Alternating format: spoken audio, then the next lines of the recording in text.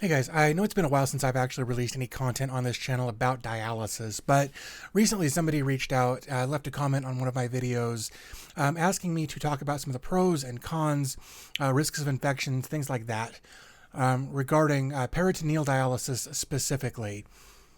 And I think it's kind of an interesting topic. Originally, I was really excited to get on peritoneal dialysis for a lot of reasons, and some of those reasons turned out to be accurate, and some of them not so much. So in this video, I'm not going to talk about the mechanics of how peritoneal dialysis takes the place of hemodialysis. I'm not going to get into the actual cleansing process or the replacement of your kidneys, and how that works. That's not the point of this video. This is more about talking about what it's like to be on peritoneal dialysis, that sort of thing. So to start things off, of course, you've got to be a candidate for it. Your nephrologist has to recommend it. And if you're a good candidate, there may be a bit of a waiting period while you get in for surgery. There is a surgery you have to go through where they'll make a couple of incisions to insert the tube into your basically your stomach cavity, and then they'll make the second incision will be for the tube to come out that will then later hook onto the dialysis machine. So that part's not so bad. Once you have the procedure, once you're actually good to go, then you'll go through a training course that lasts a few days. It's a couple hours a day for a few days. It's not really a big deal. It's just kind of getting familiar with the procedure of hooking up. It's getting familiar with the sterilization processes and things like that. So that part's not terribly complicated, but it's good to have somebody there to help ask questions you might not think about, to have them help you remember things, take notes, that sort of thing. It's always good to have a partner, a buddy, somebody who can go with you to help. I highly encourage anybody who's thinking about peritoneal dialysis to find somebody they can count on to go with them. So once you've completed all of your surgery, your training, and all of that, chances are you'll get a machine that you will then be connected to basically every night for the foreseeable future. And the machine's got, obviously it's got to plug into the wall. It's got a data card that's got your prescription on it. It'll have a warming plate you'll put your bags of solution on to get them up to a certain temperature. If the bags are cold or if they're room temperature and they're not brought up to the proper temperature, I can say from personal experience, it's very, very painful. It's a cramp inside your gut that won't stop until the liquid in the bag comes up to temperature. It's super uncomfortable. It's very important to get your bag on the plate hours ahead of time for the sake of getting it up to temperature. And I say hours, it could be less than that depending on your machine. But it's important to get that bag on the machine to get it up to temperature first. Having a cold bag is awful. So you get everything set up, you get your drain line where it needs to go so it can drain properly. We had it set up to go into our bathtub because of the proximity of our bathroom to their bedroom. So that worked out real well for us. And then you hook up, you sterilize everything on the machine, on all of your connections, and then you hook up. And then you go to bed. Peritoneal dialysis is primarily something you do while you're asleep, which again has its pros and cons here. And that's the biggest thing for me, was being hooked up while I slept. For me, my prescription was about 10 hours of being hooked up to the machine. And that's a long time to have to lay in bed. Of course, you can get up and move around however long your extension from you to the machine will allow you to go. But it's not a long ways. You're not going to be up doing stuff very much, really, because you are going to be connected to a machine, probably in your bedroom. So there's some limiting factors there. Now, I will say that, again, my situation was a little different from what we would call the norm. I was on peritoneal dialysis when I was like 35. Of course, kidney failure and that sort of thing is predominantly something for the older community who may be retired, who may not have a lot of things to do. And I know I'm making a generalization there, and I don't mean to discriminate against anybody, but just on a grand level, that's kind of how I perceive it. So, and after having gone to hemodialysis for more than a year, I was one of the youngest people in that facility by 30 years easily. So you're laying in bed, you're hooked up to this machine, you're trying to sleep, and that's fine, except that The machine pumps this solution into your body. It sits for a while and then it pumps it out, and then it pumps more in and it sits for a while and it pumps it out. There's a little bit of discomfort in getting used to it at first, because your stomach feels distended because it's being filled full of fluid. And eventually that goes away. You don't even realize it's going on after a while. But the drain process for me was the biggest problem. The solution that gets pumped into your body kind of fills the cavity around your organs and whatnot. And when it's being drained out, if some of the solution's not coming out right, the machine will start beeping. It almost sounds like a fire alarm. It's loud, it's obnoxious, and sometimes you can just roll over and it'll fix itself. Sometimes you've got to get up and move around some. Sometimes you got to pause the machine and make it fill a little bit to get everything to kind of reposition.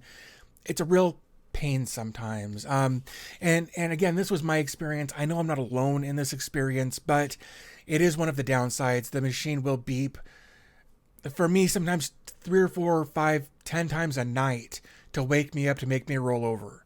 And when you're being woken up that often, you're not getting a good night's sleep. And that's really, really unfortunate. It gets to be depressing when you're sleep deprived. You get grumpy, you get irritable. And it's just overall for me that was really, really bad for me and my well-being. So there was definitely that. Also, the tube that actually kind of sits up inside your stomach cavity has got little holes on it so it can suck everything out. Mine would regularly get stuck against one of my internal organs, and it would act like a vacuum. Like when you've got a vacuum hose and you put it on your hand and it kind of sucks the skin in. It would do that with my organs, and that is really, really uncomfortable. And again, you got to pause the machine to let it release that suction so that it can then not hurt. So that can be a tedious process as well. I will say, after talking to my doctor, my nephrologist, my nurses, that was kind of less likely to happen. Of course, it was one of those weird things that was apparently more likely to just happen with me for some reason. So that was fairly unfortunate. But just know that it can happen. It can be uncomfortable, but you can, again, pause the machine and it'll stop. Of course, there's always a risk for infection. You've got a foreign body coming out of your skin. You're going to have an 18-inch tube that protrudes from your stomach at all times. They'll have you, tape it up or get a belt that'll hold it in place. There are things to do, that'll kind of keep it from being an inconvenience when you're living your daily life. But if you're not careful, you can get an infection, and getting a peritoneal infection is awful. I say that from what I've been told. I was fortunate. I never had that issue. I never had any peritoneal infections or anything like that. So I was very, very fortunate there. Even with me being a little bit lax in some of my practices for sterilization and the hookup process and that, I got fortunate, but not everybody will be that fortunate. So it's definitely something to be aware of, that if you're not careful, if you're not clean, you can get an infection that can ultimately discontinue your peritoneal dialysis. So that's something to definitely be aware of and cognizant of. You've got to be very careful when you're doing peritoneal dialysis. If you enjoy things like swimming, hot tubbing, anything like that, you're done. When you've got a peritoneal port coming out of your stomach, getting in those waters can again lead to infection. So you've got to be careful about that. Showering's fine. Taking a bath is kind of borderline. Showering's fine. Swimming's out of the question. Hot tubs are out of the question. All of that. You're not doing that anymore while you're on peritoneal dialysis. So now let's talk about some of the perks, the pluses, whatever, with peritoneal dialysis. One, you're doing it at night. If you're lucky, you'll just sleep through the night, and you've got your days free to do whatever. And that was our big push. That's why we wanted me to be on peritoneal dialysis so much, was because I was spending so much time at a clinic. It made going to other doctor's appointments more difficult. So being on the overnight really freed up my days to go to other doctor's appointments. So that was a big plus, is that there's the chance that it will free up your time, again, as long as you're not getting woken up a dozen times a night to roll over, that sort of thing. But freeing up your days is a huge, huge plus. Also, hemodialysis versus peritoneal dialysis. Most of the time on hemodialysis, you're going to go like 3 days a week, maybe 4. Could be worse, but more often than not, it's 3 to 4 days a week. And when you've got these days in between, you kind of feel sluggish. You kind of feel like you're not doing well. Overall, you've got these highs and lows that are just regular. They're all of the time. With peritoneal dialysis, because you're doing it every night, after you've kind of gotten into the routine, your body feels better. Because you're getting kind of cleaned out. I mean, for lack of a better term there, you're getting cleaned out more regularly, and that makes your body feel better. You don't have this ebb and flow of feeling good and energy. It's fairly consistent. Again, as long as you don't have the problem of having to be woken up a dozen times a night to roll over or fix your machine. So quality of life in that regard goes up, which again was also part of the push because you're doing it every night. But again, you're doing it every night. Again, my prescription was 10 hours a night. And that was really daunting, overwhelming, time consuming. And that was kind of one of the big drawbacks, was that amount of time that you're not really doing anything. So that's definitely something to take into consideration. Again, you've got this roughly 18-inch tube literally sticking out of your stomach. So you got to find a way to bundle that up so that it doesn't get caught on things, because when it gets caught on things and gets tugged on, it's uncomfortable. So there's a lot of precautions that you got to take to make sure that, like I said, you don't get infections, you don't get that tube pulled on, that sort of thing. So there are definitely pros and cons, and I think every person who's looking at peritoneal dialysis needs to kind of weigh those pros and cons for what their lifestyle is like.